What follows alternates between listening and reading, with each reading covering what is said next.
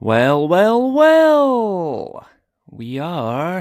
Should be recording. There we go. We're all good in the hood. Before I show you exactly what I want to show you, I'll show you two things, right? So, three things to show you. The first two, a recap.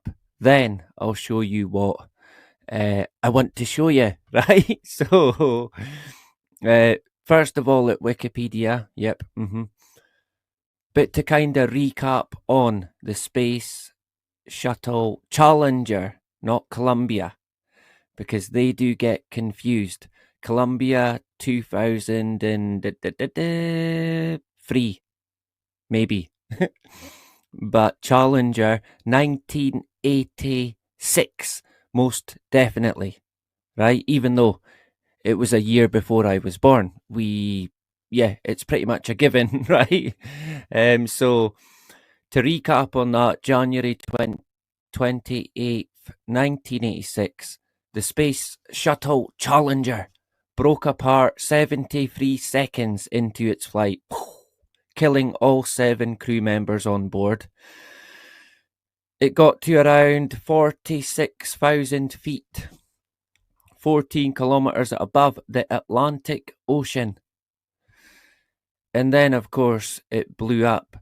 Now, there is a lot on the Challenger in regards to, in particular, the people on it, right? Now, we're not getting into that this particular time, but in the near future, I do hope to revisit. I know YouTube won't, most definitely will not like it, but we will be revisiting the Challenger incident. Now, one of the things about the Challenger, it blew up, and of course there was a school teacher. Why is it doing that? Who's working this? We went the wrong way. And it done it again. Why is it doing that? My life story. You'd think I would know how to work a computer. So a school teacher, Christina McCauley, was on board, and it's quite hard to watch it. I've seen it quite a few times, and it's quite grim. Because you've got even the ins and outs of it to one side. You're watching it, and it like blows up, and the teacher's mum and dad and the school kids are there. I think her sister's there, and it blows up, and you just see their faces, man. Like, oh dear. So it's not nice. So we're talking 1986, the Challenger. It blew up, carrying a school teacher on board, right? And now I want to bring your attention to a movie that came out in 1983, if I'm correct, right? Well, we're soon going to find out, because I should. Is it there? I should have it here. Why? Here we go. Share. Ta-da! Handy when it works, right? So, Aeroplane 2, the sequel. If you've not seen it, you'd think, where the hell's this going? What's it got to do with the Challenger? It doesn't make any sense, right? Typical Tal Binoki.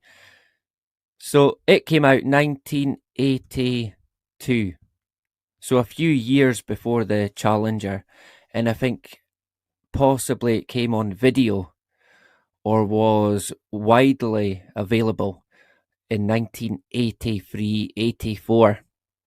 So only a few years before the disaster happened, which of course was 1986. A year before I popped into this realm, this world, whatever we're gonna call it, right? So I watched it yesterday, and it caught my attention. Interesting, the guy William Shatner, he's in it. William Shatner, of course, went into space. And yeah, okay. Sure, why not? So, we put all that to one side and keep it in mind, right? Because I now want to take you to the film if I can do that, right? We'll go to it and I'll show you one or two bits. Right. So here we are. Of course, I've put it a particular way to hopefully stop us from getting a copyright strike, or just infringement or complete block, because they do that. But I'll take you. We're about maybe 5 minutes into the film, and we're in ground control, a bit like Houston Control Center, possibly. So we'll run through it, and I'll try and point a few bits out. Quite astonishing. So here we go. Of our mission control. Right here we have a re-entry for all Earth orbit ships that's handled by the computers and simulated by these video units. Now if you'll step right this way. Phoenix 6, your Now look at this. R29er and computer There's a tour going on, right? Computer lock acknowledged. There's the shuttle. Now there's a tour going on. There's people in the background. What does that look like? What do these look like to you in terms of their profession? Look here. Kids, young kids. Who could these people be? Right? Potentially teachers, but it's not just that. Phoenix 6, you're programmed on R29er and Computer lock acknowledged. So the computer's going to take over. Well, gentlemen, looks like it's Look out at the of our numbers hands. on the hat as well of the pilot. Look at the kid. It's a school kid. Now look what happens now. Look, number 6 on the hat, on the sleeve, on the hat, 666. The young lad thinks it's a computer game. And then it's gone.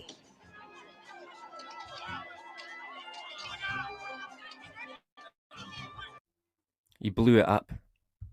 He blew the shuttle up.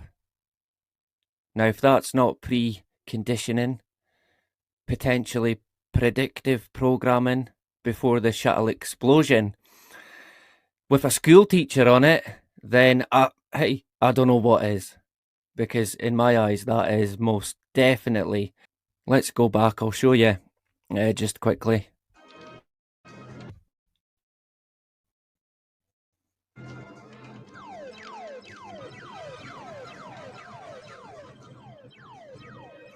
So the kid thinks it's a computer game. But I mean, he's the only one in a school outfit. All the other kids and teachers, don't look like they're at school. He's at school, pretty much.